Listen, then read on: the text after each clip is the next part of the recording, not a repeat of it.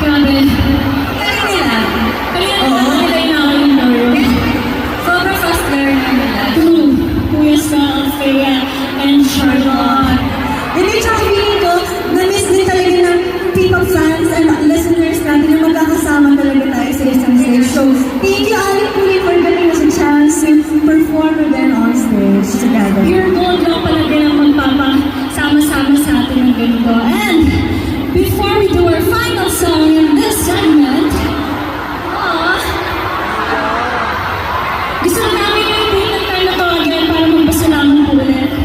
Salamat po sa warm welcome niyo sa BE. Salamat. Sobrang na-appreciate po namin. And just like what we always say, kailangan lang ng mga bagong artist sa industry na to, ng mga matang manonood at tengang makikinig. Bigyan natin sila ng confidence. Pwede ba yun? Pwede ba yun? Yes, and sana, alam namin, medyo mahaba tong event na to, pero sana, ikita natin yung energy natin, sana bigyan natin ng pantay-pantay na energy lahat ng magpe-perform tonight. Dahil madami pa po silang pasabog after namin.